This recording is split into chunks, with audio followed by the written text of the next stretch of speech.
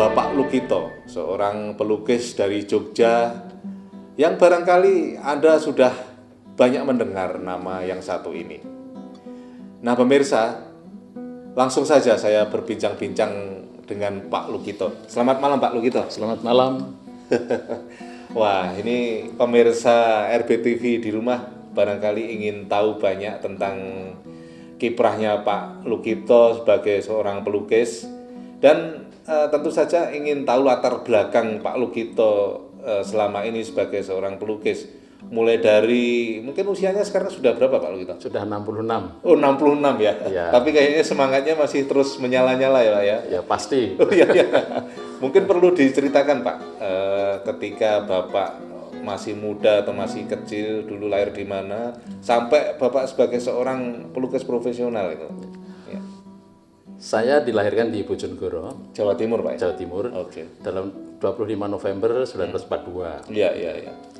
Dan memang saya ingat sekali bahwa waktu kecil saya itu suka oret-oret dengan tangan saya itu di lantai tanah.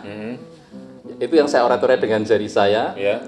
Kemudian saya meningkat sudah waktu mulai saya sekolah SR, sekarang itu SD ya, Iya, iya, SR. sekolah rakyat ya. Ya, sehingga pada waktu itu memang guru-guru saya menilai lukisan saya lebih baik daripada kawan-kawan sekelas yang lain. Ketika Bapak menggambar ya. Ya, waktu itu menggambar, ada pelajaran menggambar waktu Iya, itu. iya, iya. Kemudian saya meneruskan SMP Negeri Lamongan. Dulu saya perginya di Lamongan, Jawa Timur juga Jawa ya. Timur. Nah, di sana kebetulan ada lomba lukis yang diadakan sekabupaten dan saya menjadi juaranya. Oh gitu ya. Pada saat itu sudah ada lomba Menggambar, gitu ya? Oke, lukis dan iya. menggambar. Iya. Kemudian diteruskan pada waktu SMA.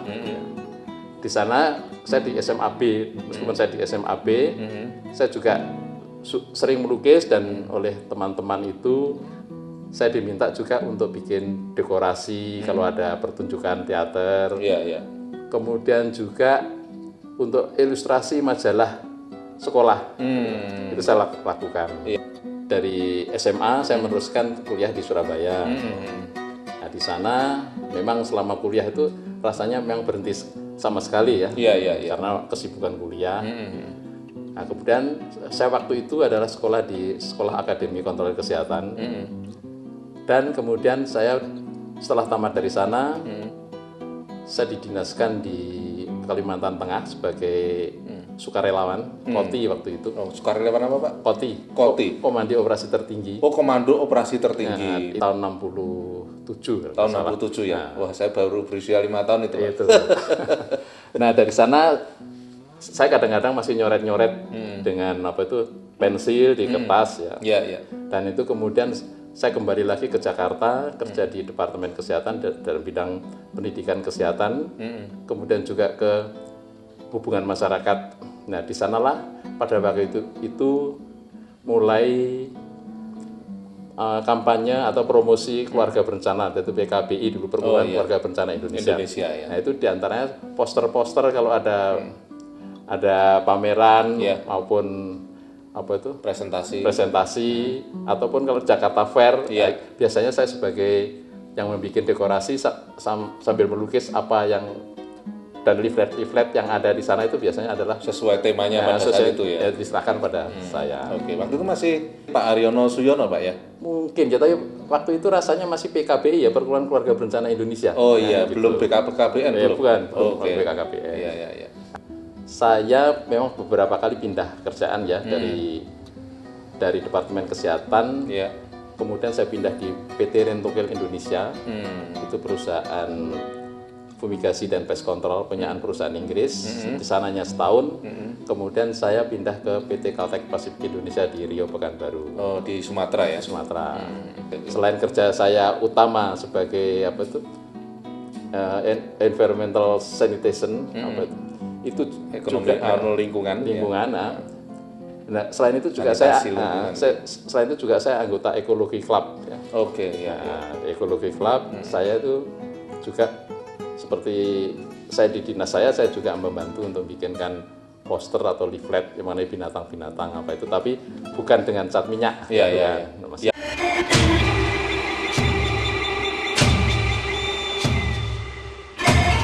Toko Berdikari, yes, yes, yes. Toko Berdikari, yes, yes, yes.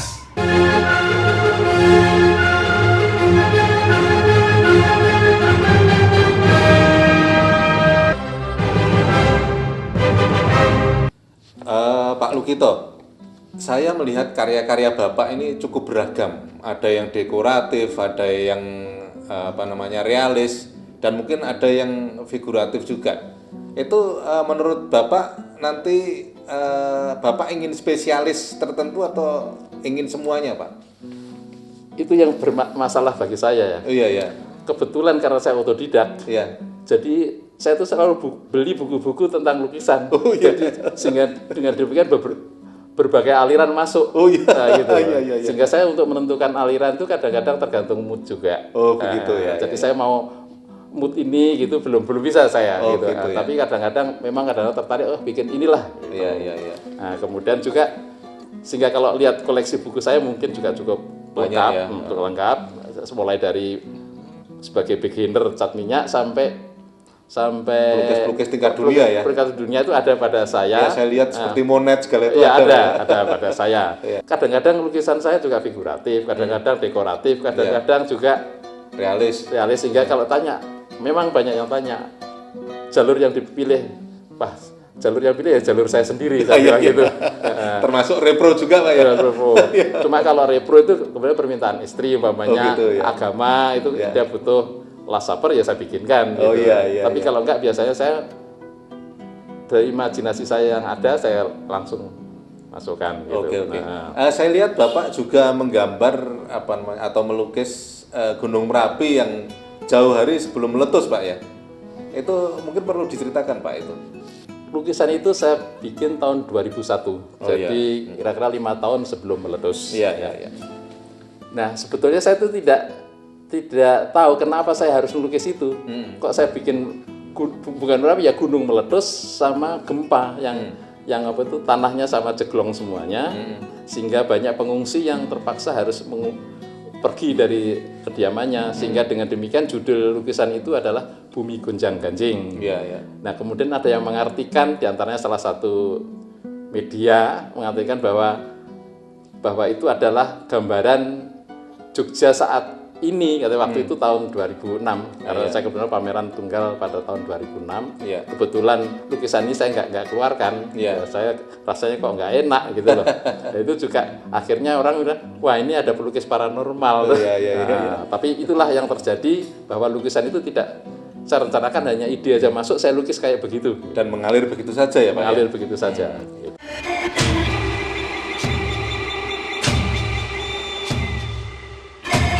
Toko Berdikari, yes, yes, yes.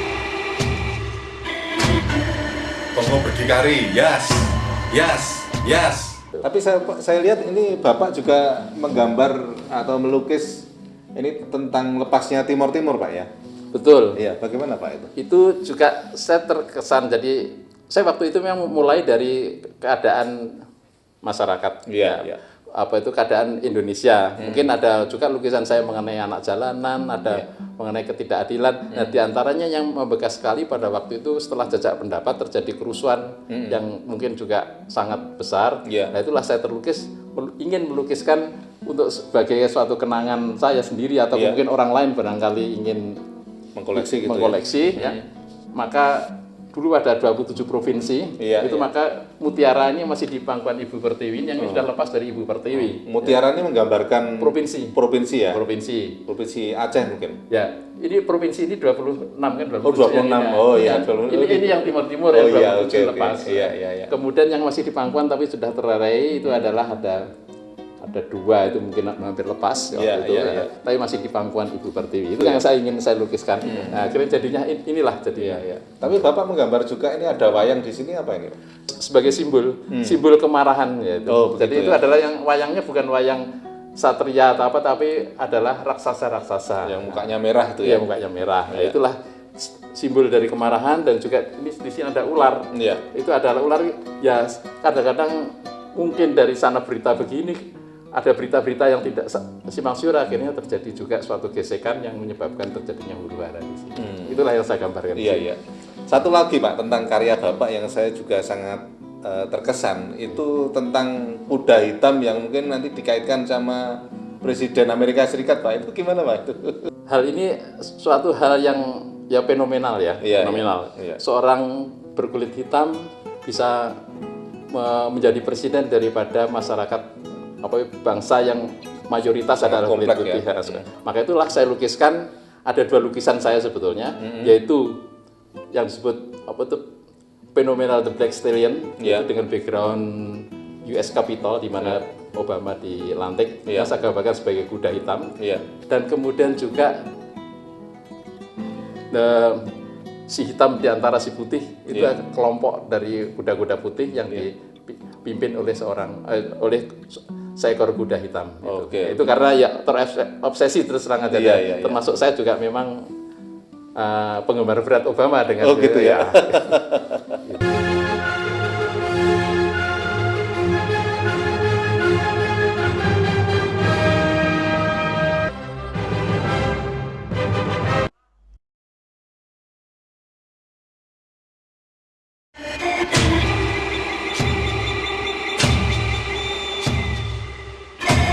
Toko berdikari, yes, yes, yes.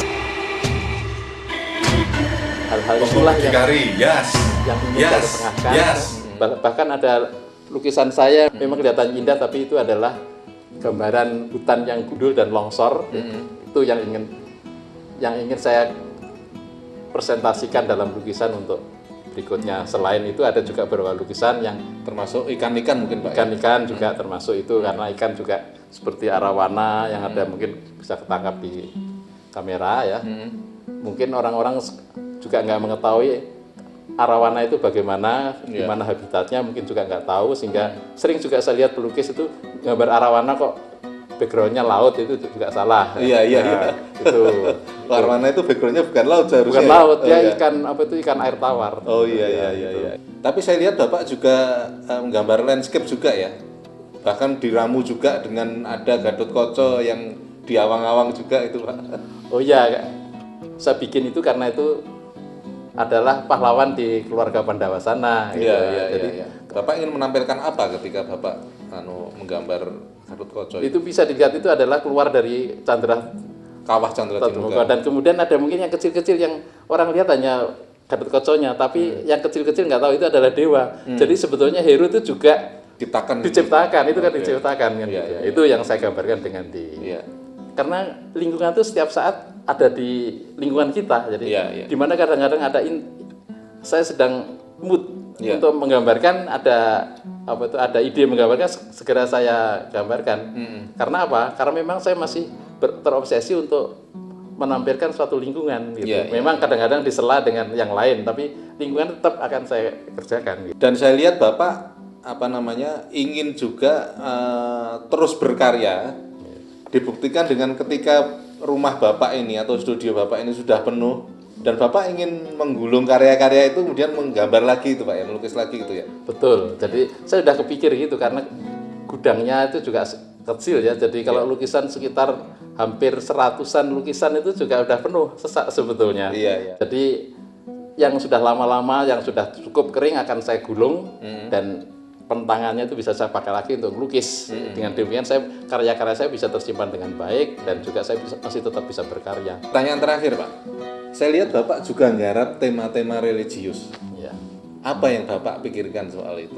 Jadi begini, jadi kenapa ya, kita diciptakan oleh Tuhan, Oleh Allah gitu ya? oleh Allah ya. Sebagai manusia itu adalah sebetulnya satu kan, dari Adam dan Hawa. Kan? Iya. Nah, manusia terpisah-pisah karena manusia sendiri yang bikin kotak-kotak. Sebetulnya Tuhan Allah itu tidak berbuat tidak menginginkan begitu. Kotak-kotakan, ya. Akhirnya kotak-kotakan akhirnya apa? Terjadi tragedi peperangan manusia, itulah. Padahal yang diinginkan kedamaian. gitu. Kedamaian. Nah, akibat itu meskipun begitu karena fitrahnya sebagai ciptaan Tuhan ya, Iya. maka diharapkan seluruh bangsa itu hanya damai dan memuji kepada kebesaran Tuhan. Itu yang saya inginkan. Gitu. Oke. Nah, pemirsa, memang banyak yang bisa kita pelajari dari ungkapan-ungkapan Pak Lukito pada malam hari ini. Namun semuanya terpulang pada Anda semuanya, pemirsa. Akhirnya, saya Argo Pratomo mengucapkan terima kasih atas perhatian Anda.